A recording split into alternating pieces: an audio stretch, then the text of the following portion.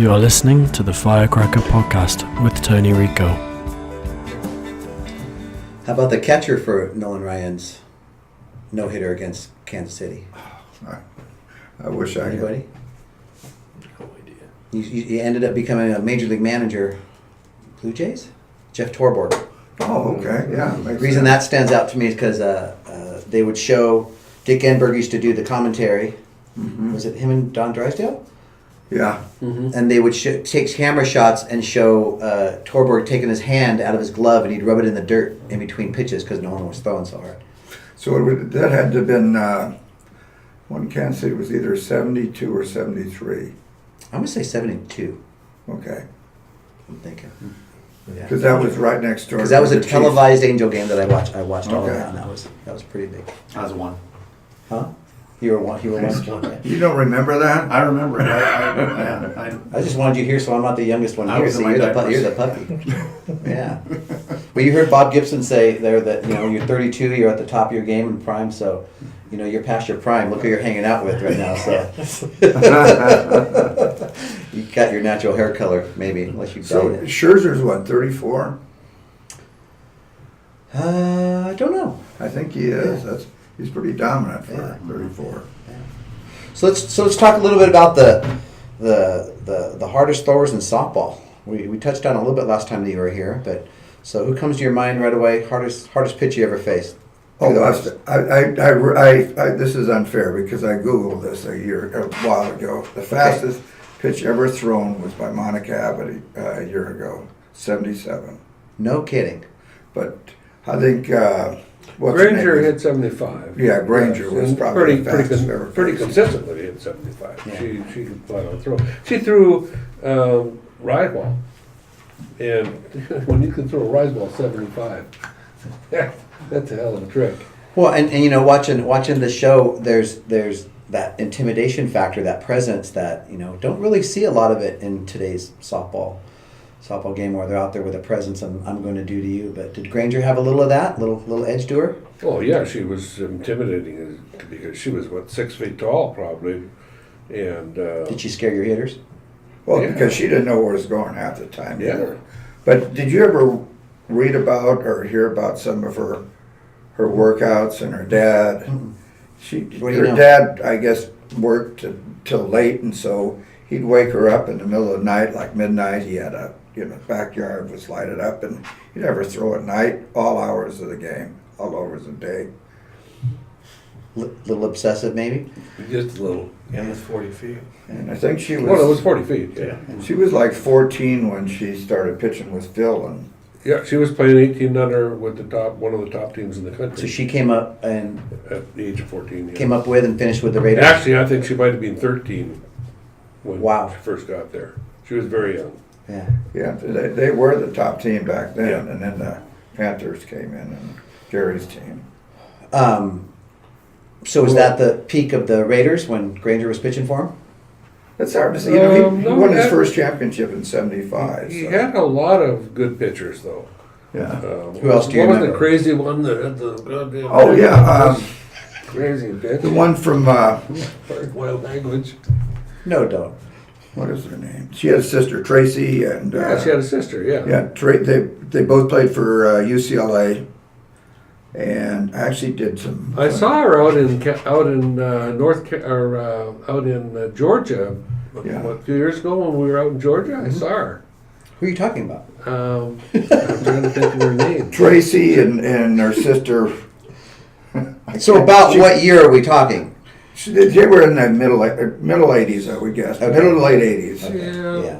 Yeah. Before my But it was a really unorthodox, lot of noise when she pitched. I thought she's going like this. Don's having a semi-seizure. I've done a clinic with her before, and I should know who it is. It's funny that you say this. The Tracy one we're talking about. Her daughter played for us for a really short period of time. So she was possibly the best pitcher in the world at that time. Her husband came from New Zealand, and he was like one of the top pitchers in the whole world. Mm-hmm. His daughter, not so much. Mm-hmm. which we used to call our wild thing because nobody knew where the ball's going. Right, So right. Have you had a couple of those? that was the biggest. You mean that? Wild things. Yeah. Well, Michelle started off like that. Yeah. Michelle Who was Floyd. who was the first great pitcher that you remember having on your teams? That Well, we had Jenny Finch was. Is that one of your first? Yeah. Then we had before that. Well, we had Tracy Cabata, which at that time was one of the best pitchers in Famous softball. daughter of the Howard. famous Howard Cabata, right? Yeah. Uh-huh. And he coached me for a year at Modern Day. She went on to Notre Dame. Well, yeah, she was. She did go, but she never played high school with me at all. But Okay. she was just a pickup player. Okay. And then you had Cheryl Longeways and those type, but they never played for me. Okay. How about at Modern Day? Well, we had Tia Bollinger at that time was National Player of the Year, Mm-hmm. and Marissa Young. But you know, they were both great players at that time. But Now Marissa opens up a category of pitchers who hit. she's and hit a really very well. good hitter. Well, actually, Jenny Finch was a good hitter Yeah, too. yeah, she swung it. Who else? Who else comes to your mind? Pitchers that could change the game with their bat. Well, Coach Lisa. Mhm. Lisa Fernandez was really good. Ricketts, I understand, was a good hitter. She never Just by played just by against strength her, but alone, I huh? was just watching her on TV. So when the Panthers first showed up on the scene, late '80s, Yeah. yeah. So did you know they were going to be good right away, or they start making some noise? How did they come to their? Well, they came up in their 1600 team was outstanding. That's when they had Lisa Fernandez, and she actually. I imagine they had no 18, so they were 16s and they went 18s, right? Okay. Yeah, and I forget exactly how that dynamics went, but Okay. I remember the Well, first you time. know what? It was 15 and under, and then they went to That's right. 19 and under. Wow. No, it was 18 then. Was it 19. 18? Yeah, because that changed like in the early 90s to That was 19. before they went, and then they made the change and they went 12, 14. First year of 14, remember the first year of 14s? And then 16 and 18. Mhm. But before that it was 12, 15. Right. Okay. Yeah. That's when Dolan was really dominant in those in 16s. But yeah, Lisa, I remember one of the first games she played. They played up against Phil Bruder's team, Mhm. and he did the best in the world to intimidate her. No kidding. And I think it worked a little bit too because they turned a little crack into. They ended up winning the game like 7-0, and No kidding. He was taunting them and taunting No her. kidding. And so Well, you would said- think that's only happened if even a handful of times with her, right? Yeah, well, she was young. I Yeah. think she was a young 15, Yeah. probably 14 playing So- in that. He didn't hold anything back. No, that It's was. hard to imagine Phil doing that. Yeah. Well, isn't he a more subdued Phil now? Oh, No, definitely. Phil. Oh, Bruder? yeah, a lot different than he was. I mean, he was crazy. The one I remember the most was when he'd gone to Colorado, and he had a little 12 and under team in Colorado. So he came here, and it was in the fall, and he came here to play some games they played at Pacific High School. So I went to watch. I wanted to see Phil's 12 and under team. So they're out there playing, and he's playing pretty good. I don't remember who he was playing against. He was playing pretty good, but there was a ball hit to the outfield, and his outfielder caught the ball, but held the ball, didn't throw it in, and the runner scored from third. And they ended up losing it. They lost the game. As they're coming off the field, Phil goes out to the center of the field by the pitcher's rubber, and she's coming in. She's trying to avoid him, and he says, "You're the one that screaming. You're the one that cost us this game. We would have won this game, but you cost us the game. You ruined our game. You cost us." And I'm thinking, where's the dad? He's coming. He's got to be coming. Not a goddamn no. He was there. But he didn't do a damn thing. I felt sorry for that little 12. For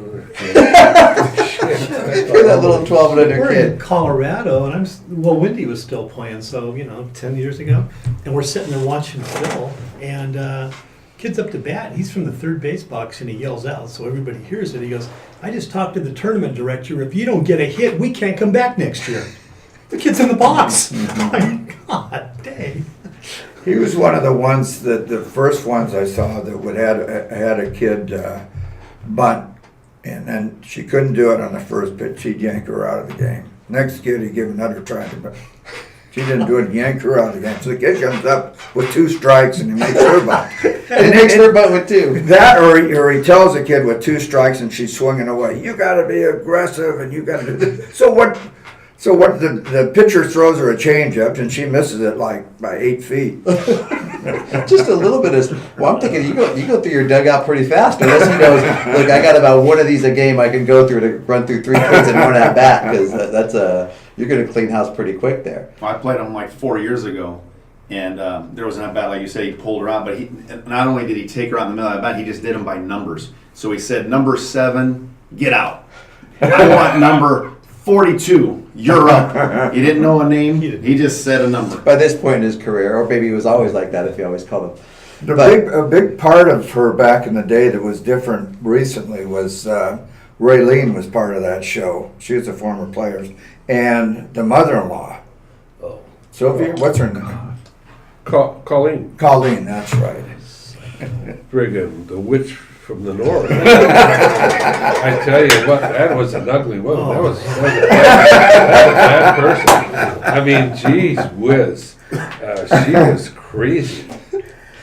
Because they had these things about recruiting, which meant nothing to them.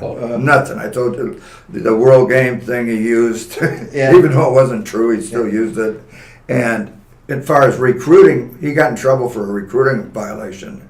But the mother-in-law took the bullet, so she basically was the one that got suspended for a little while. Is this like an ASA thing? But they would recruit anybody, anytime. So back in those days when how recruiting works today, would the other top coaches call your kids or hands off once they were on your teams? They'd wait till the end of the year? No. It was open. Panthers were the worst ones of all time. I mean, I'm at Nationals, and they've got a kid of mine pulled aside and talking to her about coming to them next year. During the tournament. We're playing. Yeah. Wow, that's kind of throwing it out Jim there. Jim was like that too. Jim Dolan. He would get obsessed with a player, and he wouldn't stop. I mean, he would make that. I remember when we were playing, we got knocked out of a tournament when Jenny Finch was on our team. That's where he gave the famous statement he mentioned to her. That's why, because she didn't throw a drop, she threw a curve. That was her last 1600 year. No, this was Before 18s. she went to Gary? This is 18s. We played 18s in Minnesota that year. Oh, you did? Oh. But she lost on a home run. And so Jim came up to her and she goes, that's why you're never going to play at the next level. I think she threw a rise ball. She can't throw a drop, but it was big. You're going to skip that level and play 2 levels above that is really what it meant. Well, there's some famous ones there. Think about some of the craziest things you've seen take place on the field during a softball game. But I go back to, we're going back 20, 30 years with you guys. I mean, what about the Bob Wink incident Yeah, I on the was going to field? say on the field, man. Was that during the practice? Or was that It was a practice. Okay. And practice? that was up in, This is what year? well, Early 90s? Yeah. Because early Alicia 90s. Burdick was a catcher on that team because she caught for us later, and Right. her version of the story was great as a young girl watching. it was Coach in get chased Garden down the Grove. It field. was on one of those It was fields in Christy Garden- Ring. It was Lakefield, Lakefield, I think. Yeah. And we had a kid on our because I coached Ocean View for a year. Yeah. And Mookie, and I knew her mom was somehow involved in that situation too. I think. Well, yeah, he was banging somebody's wife. Allegedly, we said that a lot on the podcast. Yeah. He was allegedly banging somebody's mom, Well, that's true. and apparently, And the guy got mad, and he got in his car, and he drove the car out of the field. And he was chasing Wake around the field with the car. Went running for his life. Yeah. Drove the car on the field. Yeah. And this kid that I know, she goes, and she's a kind of a tough kid. She goes, Tony, she goes, that was pretty hard to take. You're sitting there just going, oh great, my coach is getting chased on the field by a car. Like she goes, that's going to stick with you a couple of years. Yeah. Well, I'll tell you what. I had a catcher. So this kid, we're going to play a game. What's the field where you played with that little lake with Modern Day High School? Oh, at Thornton Park? Thornton Park. So we're going to Thornton Park to play a game. Mm-hmm. And I'm telling the kids we're going to play tomorrow at Thornton Park, and I tell them the time. And she says, I won't be there. I said, well, how come? She says, no, I don't go to that park. And I said, well, why don't you go to the park? She said, well, my uncle got killed in that park. He got shot. I said, oh, okay, you're excused. What else are you going to say here? But He's not going to be there. yeah. What the hell? That's Thornton Park. We had to practice there that was, You ever see some crazy things go on there? I mean, it's a typical day. You have about 10 people smoking dope, sitting on a bench, and they're like, Not in the third base dugout. they're like in 7th grade. Yeah. They have fight. That was like midway between Modern Day and Saddleback and some others. So they used to have fights on the corner there too. That was very entertaining.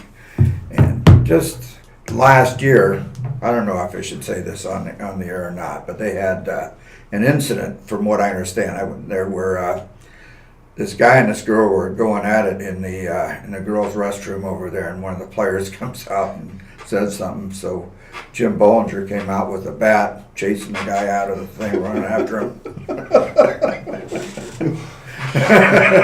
So, are there any other parks or places that you played at that rival that? You know, as far as the culture or the. Yeah, when I was in the rec leagues, we were playing winter ball, and in winter ball you traveled around to different leagues, you know. So we were going to play a game in Hawaiian Gardens, and I don't remember the name of the field, but the parking in the field was back around behind the field, and then there was a kind of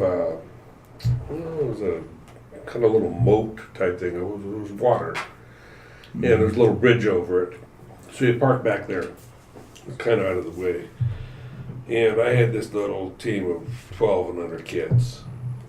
And we get out of the van. I got them all in the van. We get out of the van. I step out of the van, and man, I step into a sea of condoms. They're just every goddamn place.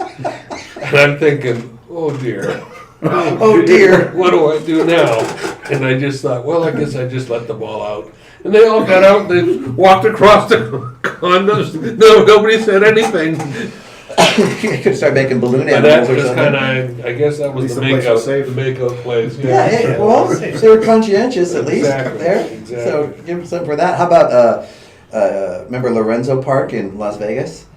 So in North Las Vegas, there's a little park. Oh, yeah. So when we do the Las Vegas deal up there, and it was on the north end of Las Vegas, and there was not a day there that you didn't play there, and there were 10 guys passed out on the park and staggering around, and it was just part of the landscape. You go, can't warm up over there. There's 2 or 3 guys passed out by in that field, but you never know where you're playing at. How about I'm thinking of a national tournament. I'm trying to think of where it was, where sometimes you choose a hotel and it's not in the nicest area.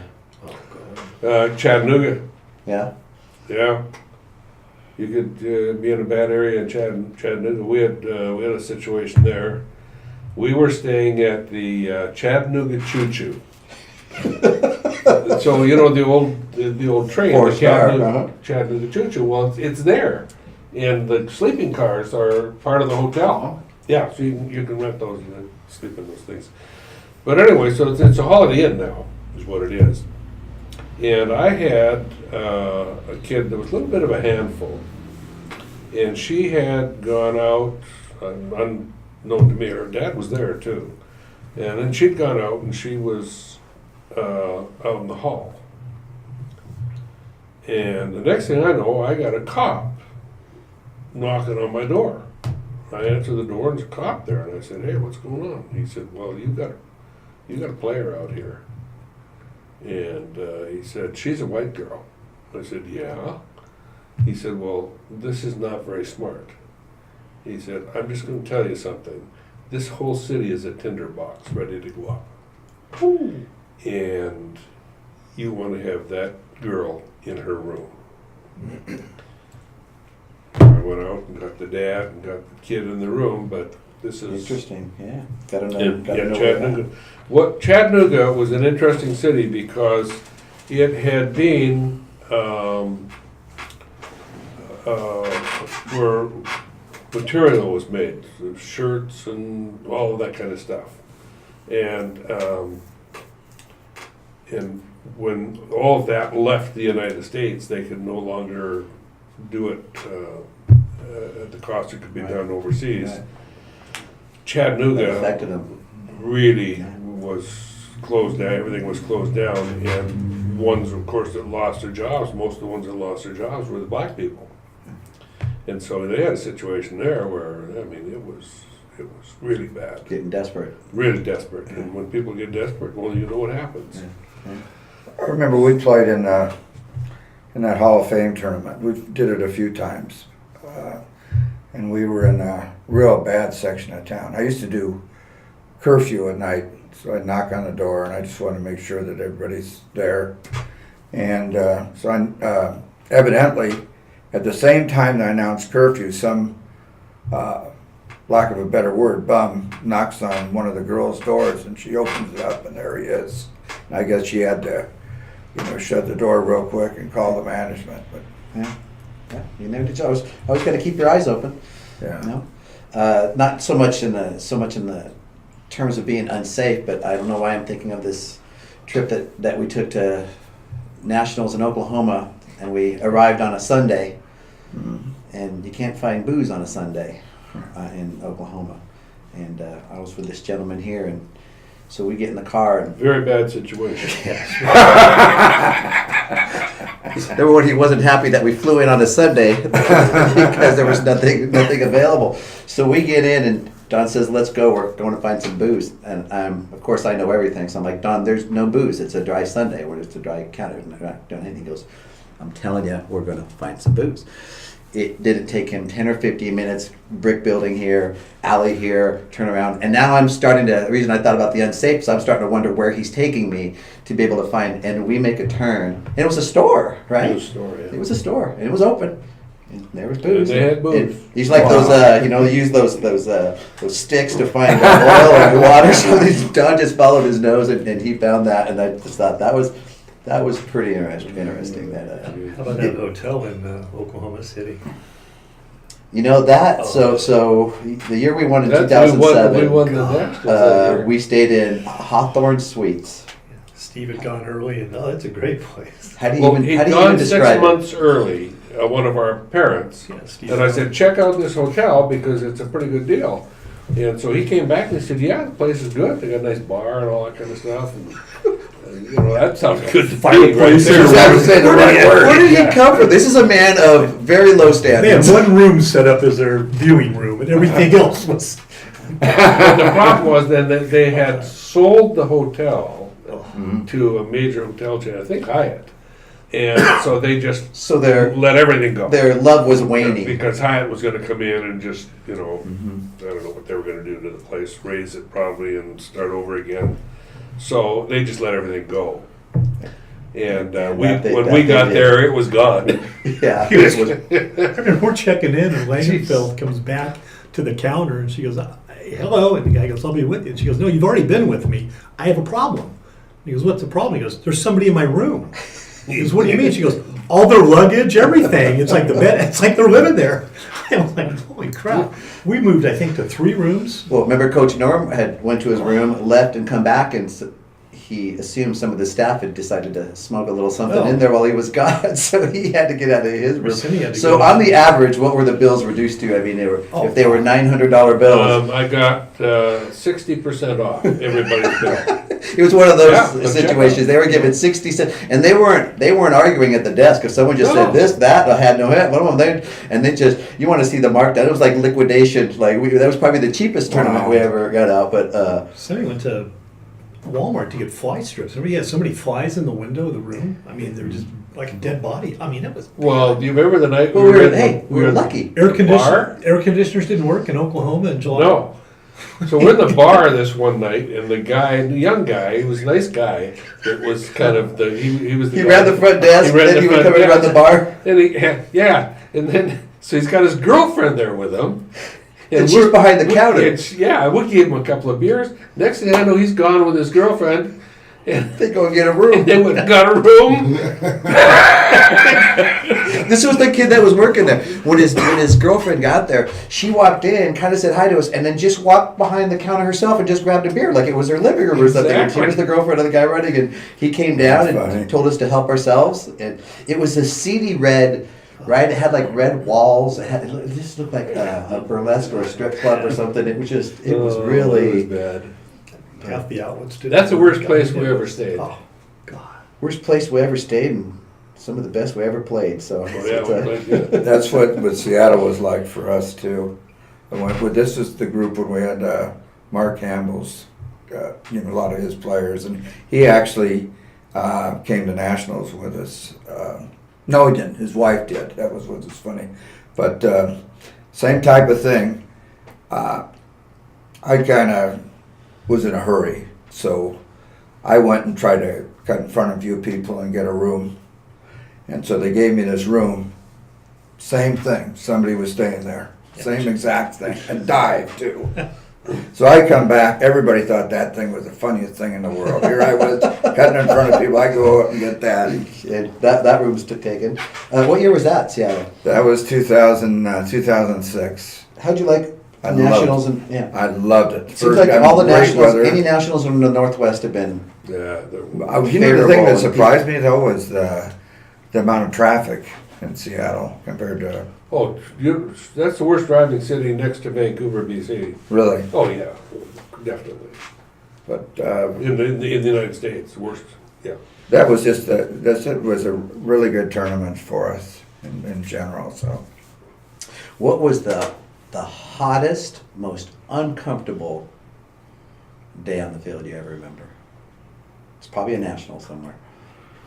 Well, it would be, and I think it was the one. Do you remember Were you? Was it St. us Louis? that was in St. Louis? No, I was in St. Louis with hot stuff. You were. Well, the year that Kat Osterman and Kira Garrell Yeah. squared off, Yeah. you weren't with us yet? No. No, Okay. I was with hot stuff. That was a hot one. That was hot. That was And the fields were 103 Horrid. and 100% humidity. who was Kira playing for then? Batbusters. Okay, because she played for Matt. She had Yeah, left. she She had went left in Matt, and and went. she played Okay. her last year of 16 under with Matt. And watching Kira and Kat Yeah. Osterman, you went to that game, you stood behind that fence where everyone was packed in and there was no air. I mean, the humidity was so high and it was so hot. And you got Osterman out there with this hematoma or something on her arm, and she's out there throwing, and then you got Kira in her mode, and it was one of the best games to watch between two pitchers. They were really going at it. I saw Kat Osterman for the first time when we were in '98 championships in Michigan, and nobody really knew. Everybody was talking about this pitcher from Washington who was supposed to be so good. So she was playing for a team from out of Kansas City, and I was just amazed. They ended up losing because of a pass ball again, and then a pop fly that dropped. So But Kat was playing for a team from Kansas City? she was playing for a team from Kansas She City. was with Katie Cruiser. Katie right? Cruisers, exactly. They That's won, where they she won. went. They won back to back. Yeah. But she was just this tall, skinny thing, and just unbelievable movement. Yeah, movement, unreal. Yeah, You but guys watching faced Kira, her, right? You guys faced her in games, Yeah, right? we faced her. I mean, the thing was, you couldn't hit the damn drop ball. And it wasn't very. She didn't throw it hard. And you just couldn't hit the damn We thing. had to face her in a women's major tournament, so the Firestorm team that we Tried we everything. merged with Phoenix Storm, and we played her in Fort Lauderdale. I forget which team she was playing for, and we had scored the run in tiebreaker to go up 1-0. And so on defense, we had 2 outs. They had a runner on third, and Brittany Sneed was our pitcher. She's now Brittany something else. She still coaches at Baylor. Did she pitch for Texas, or who did she She pitch? pitched for Baylor, LSU. LSU, because that's she was right. there with Glenn, and Tall, she's yeah. been with Glenn ever since. So she jams. I forget the batter that she jams. Hits this little bleeder between Brittany and our second baseman. Our second baseman's one of those, hit the tip of her glove. She catches it. We win. We beat Osterman. Oh, wow. It did that. They came back and scored another run, and that was it, 2-1. That's how close we came to beating Osterman. That was about 3 inches away. But that was, she could spin it pretty good. The one thing that, and you could jump in on this too, Sean, the one area that I liked high school better than travel ball is you could actually prepare for teams. In travel ball, you're playing so many games, and I know this guy's a bad rep, but I think he probably prepared more than anybody else with Steve Harrington. He's got that football mentality, right? He would film. He would have every at bat. Let's say the kid was a senior, he had every single at bat she had for 4 years, and he did that with pretty much with. So how does your preparation differ from high school to travel? Is it more dialogue with players? You're going over more notes. What was the difference for you? In travel ball or Versus with high school? now? You say the different. You don't Oh, have then. much time to prepare in travel ball. We would try to do what we could. I would talk to different people. That was probably the best. We'd call other coaches. So scouting. Yeah, so they had already played them, and they'd tell us what had happened, but it still wasn't the in-depth that you could do in high school. Right. But you get like who's their best hitter or what their tendencies are. Sure. But you couldn't really break it down with flow charts and all these Right. other things. But by the time you got to travel ball, you got to that last day. Mhm. The championships. You knew pretty much everyone that was there and what you had to prepare for, and who had the better teams. And was there an organization that you went up against a lot of times for national championships? Bandits probably more than others. So recently more in the Bandits, yeah. Right. We played the Bandits, in like 2004, 2003, and they were good, but they didn't have the dominant pitching. I think that's what separates them. When you say, Sean, or what would you, Oh yeah, consistently? and especially these last few years, you can see their pitching. Holloway and I mean they really. And then they finally got the hitters to go with it. Yeah. But that Holloway dude was. I'm impressed with that kid. And I think a lot of their coaches, this is what I will say about Bill, I think he's done a really good job of evolving with the game. Yeah, he's grown. I don't know how he does it when he has players from like 8 states, and that it might even be 9, but they are probably one of the best base running teams in softball. They do a lot of things that's very interesting. For instance, they run first and thirds, where the girl, let's say she gets a walk, they take this deep angle, almost out by the outfield grass, and the idea is if you make a play on her, you're taking a longer throw to cover that. And obviously, when that kid does that, she establishes the baseline. She has established the baseline. But she has That's to why go they back. do it. But she's still, it's amazing how often things like that work. What do you think about the running lane? So look where the running lane is. Mm-hmm. It's on the outside of the baseline. Mm-hmm. And even right-handers, they don't run in that lane until maybe the last 2 steps before they get to first base. Mm-hmm. And any time that there's convergence, a runner close to first base and the catcher comes out and throws the ball and hits her in the back, it's interference on the runner because she's not in the running lane. I'm sure you've seen that, over and over and over. How do you feel about that? Because there's part of that you were talking about. She's established her path, for that Right. deep angle, right? We played this weekend, and the team that was beating us this weekend had their runner hit in the back and then called out for being in the baseline. So even though he wasn't correct in the rule, he said, from the point she started going straight to the base, he's trying to say she established, her own line, but no, she wasn't in the running lane. Mm-hmm. But going home to first base, when you go in a direct line, if you're not in that running lane, you're out. But you have 30 feet to get to that running. But it doesn't Get to happen. that lane. But it doesn't I know it happen. doesn't, but You do it 30 feet. you film 1,000 batters and find me one that's in that running lane at 30 feet Right. from that base. And so, what do you think about that? Should we change the lane? Should we change the rule? Should we- That's a tough one. That's one of those nebulous situations. I know. Part of it we struggle with. I think that if it's a bunt to the catcher, I think you have to have better footwork, and you have to. Sure. The first baseman has Sure. to use the safety base or whatever. Look at a first baseman throwing to second base. If it hits the runner in the back right before the base, is it runner's interference? No. It hits him. All right. That's a really good point. Because I sit there even when I'm the beneficiary. So it went our way, but I'm usually compassionate. It's kind of like, okay, here's one for you: the lefties that step out of the box this way to go to the outside pitch. They're not consciously doing it. There's something about the lefty that's going to get the ball, but if they're not touching any part of that line, they do. They cross over that far, and it's not that they're intentionally cheating. They're not intentionally anything. And obviously, we've got to keep them close to the box, but it's one of those things that are happening within the flow of the game. Have you And there's- followed the new rules for lefties?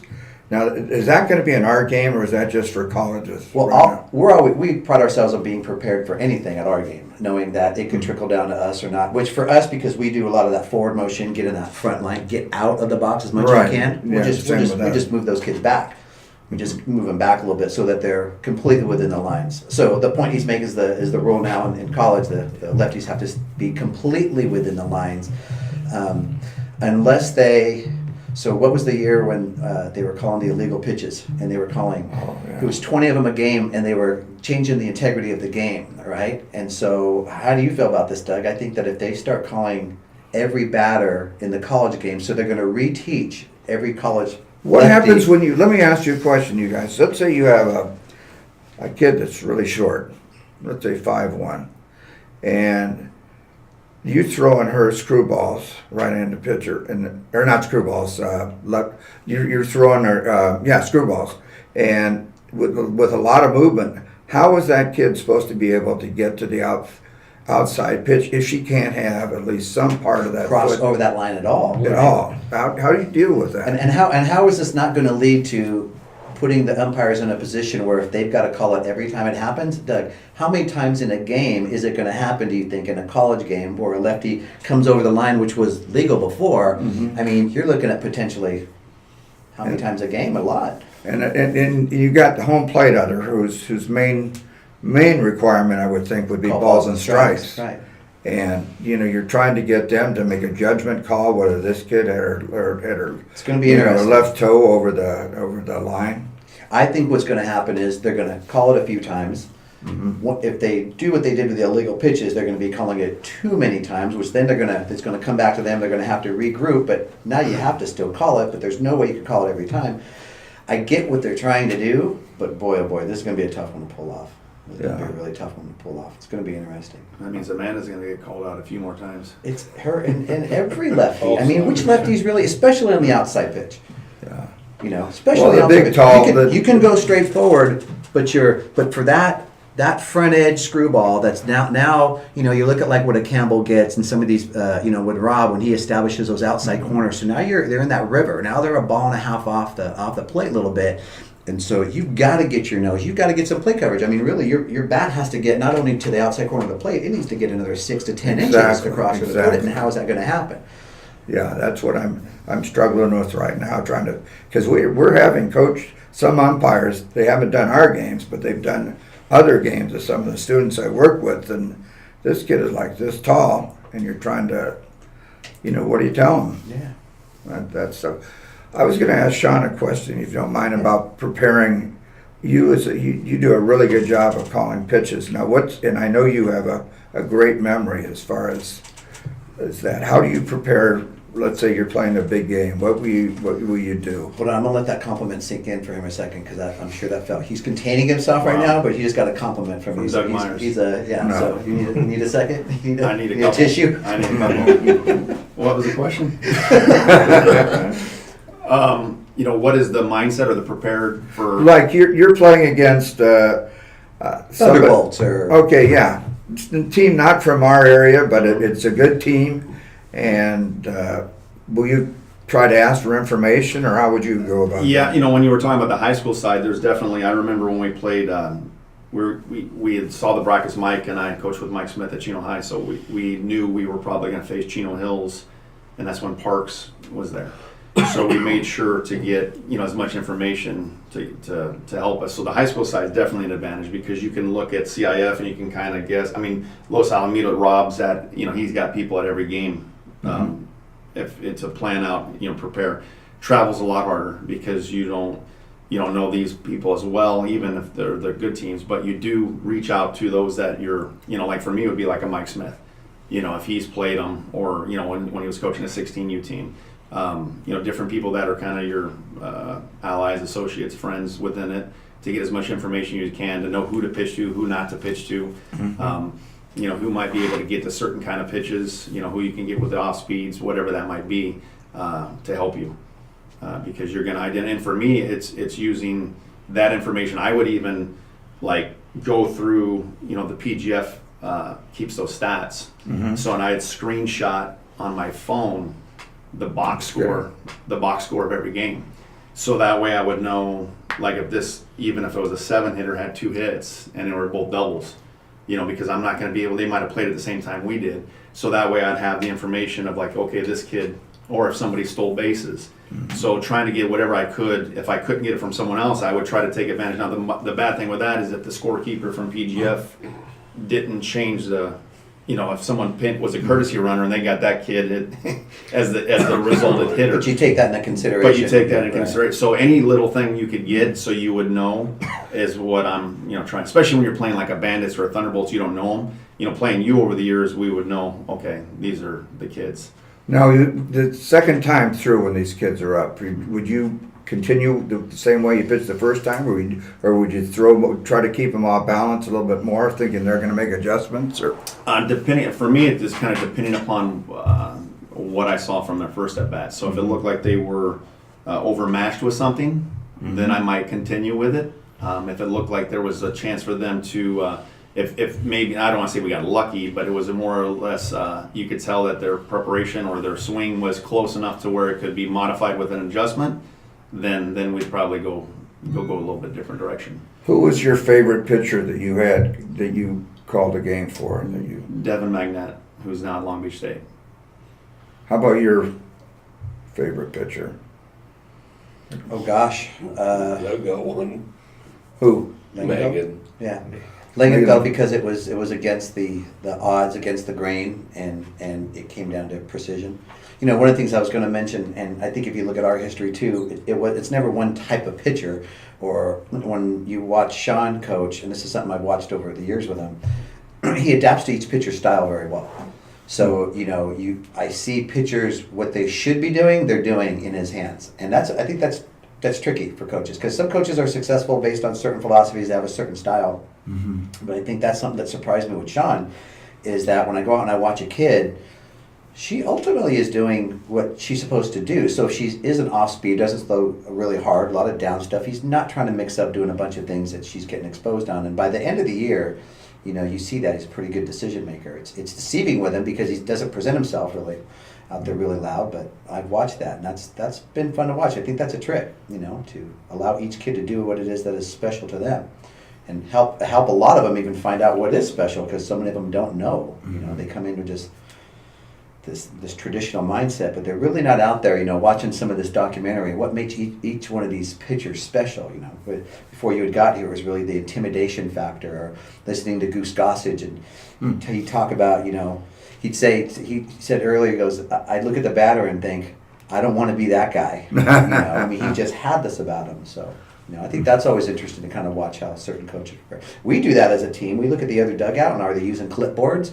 You know, who's calling it? Are these their dialogue? Were they out watching another game? And it's really about that information and how someone's utilizing it. But then with everything we know, the pitcher still has to throw that pitch, right? And still has to end up somewhere. And that would be something I tell you, is like, if we execute, they can know, right? If you throw that, if you know, they know what Kershaw's going to do.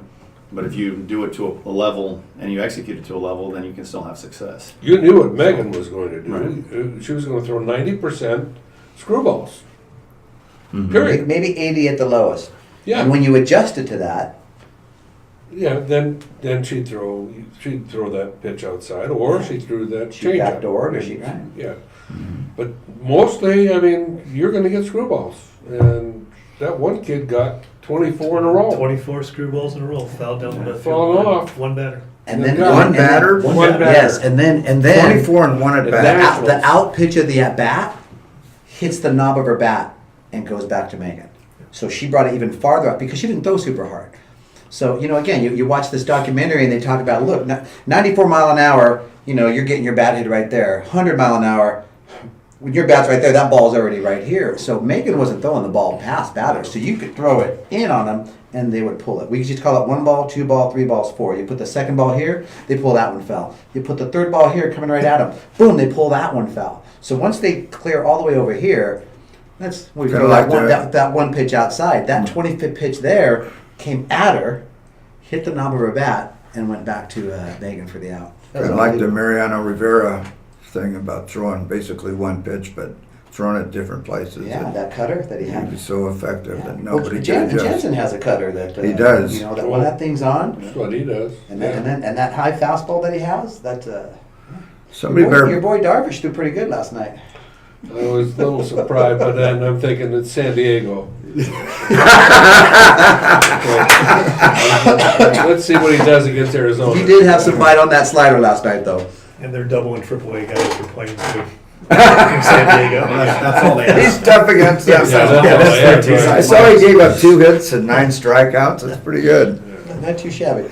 Well, I'm sure Darvish isn't listening for his self-esteem to go up, but he's no. But I thought he had. Hopefully somebody will work with Baez about, So he's not going to make the roster, right? He pitched last night. I know he did last night, but Yeah. he's did trying you to. hear them after the first hit? Everybody in the place was booing like crazy. But You're no, throwing 97, 98, and you're on the bubble. I think he is on the bubble. Yeah. Yeah. Well, that's going to be a tough 25 to get down to. I think they're going to take, and I didn't think he did very good last night. The Maida, they brought him in. Yeah, they want to make him a reliever, right? Yeah. Yeah.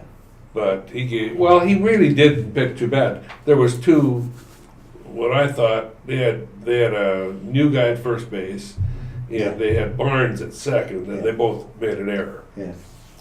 Those should have been outs, Yeah. probably. Yeah. So if he gets those outs, he doesn't give up any runs. He had a pretty good outing. Yeah. I thought He's it was got good okay. control. I like I thought it was okay. Yeah.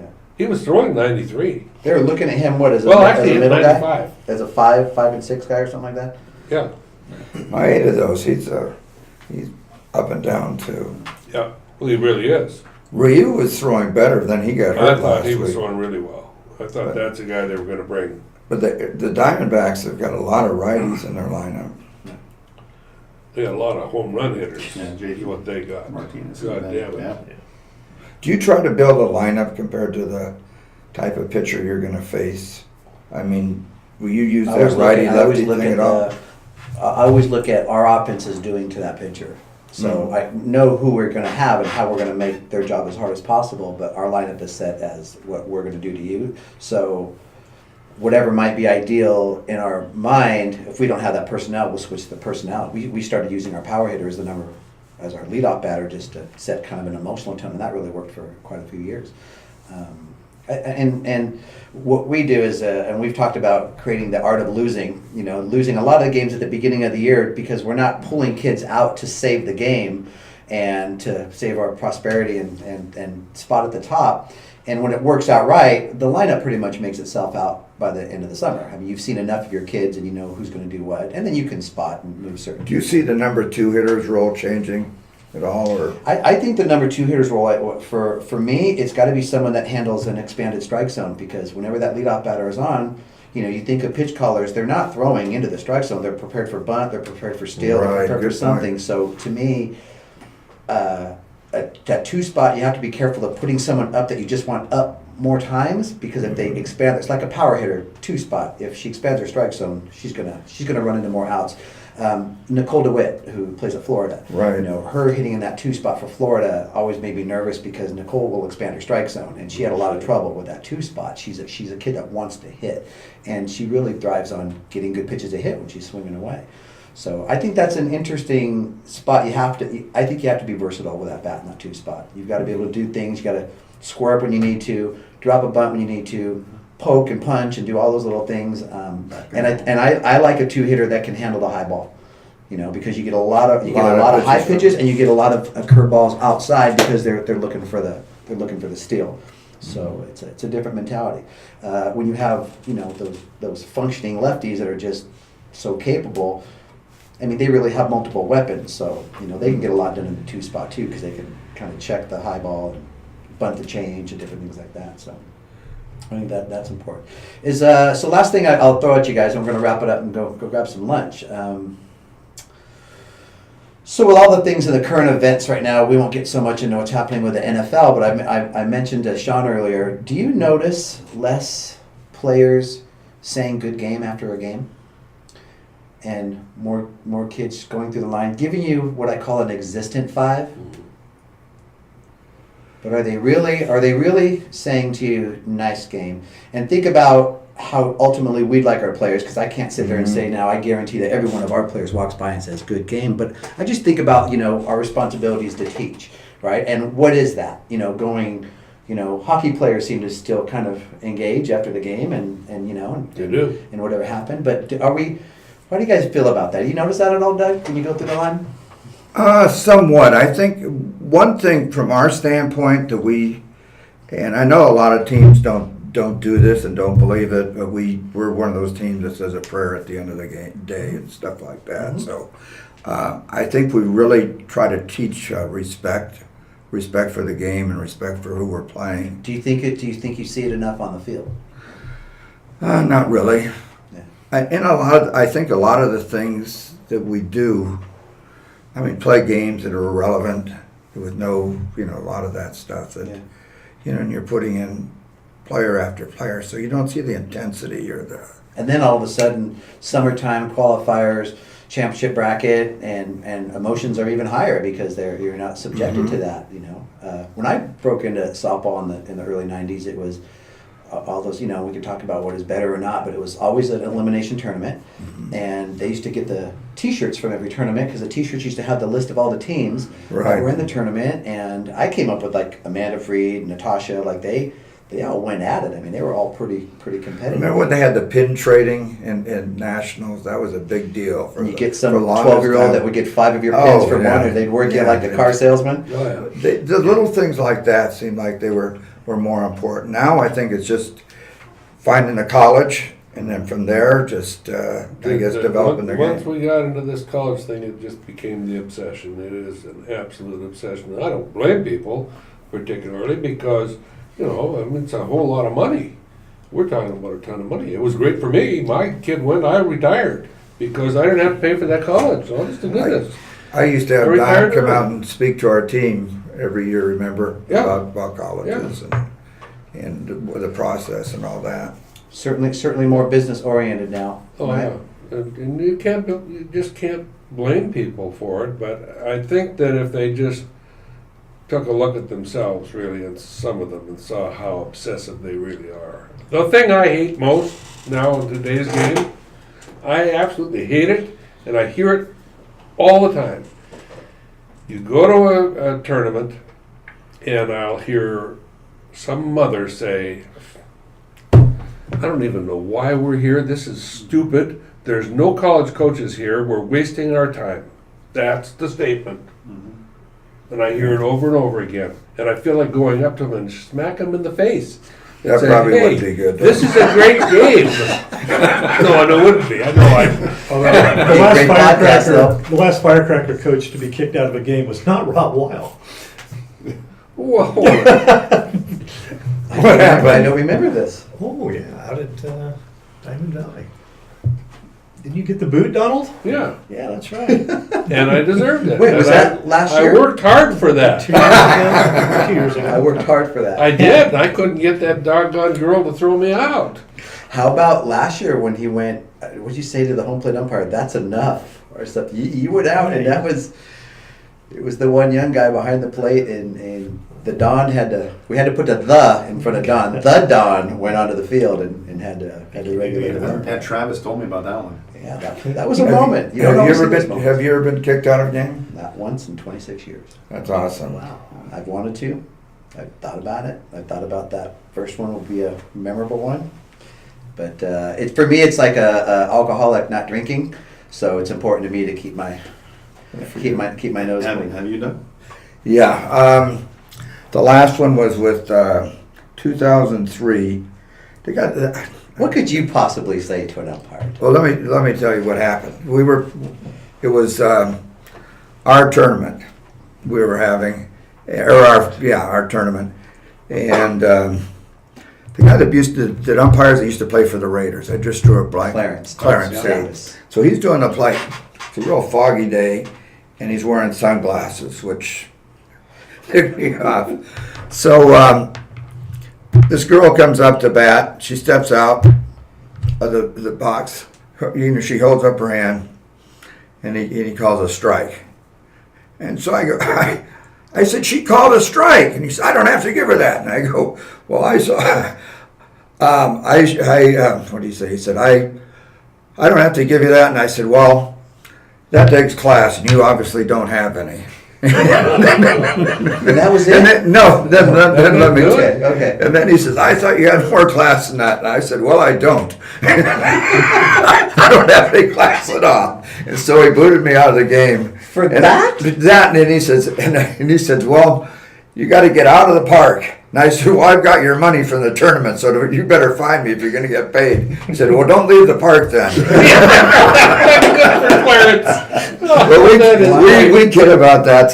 Did you know it was Clarence Davis the first time you met him? Not at that point, It took but then 8 I to found 9 years. I always known him as Clarence. And then a gentleman walked by him and said, Mr. Davis, how you doing?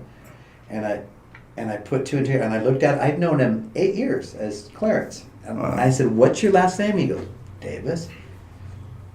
And I kind of did my hands like the catch. Remember Stabler falling and Sports Illustrated against the Dolphins. Miami Dolphins, right? I said, you're Clarence Davis? He goes, yeah. So I had him tell me some football stories, what it was like with the Raiders. And then this year, who I was talking about, that he used to manage a men's fast pitch club.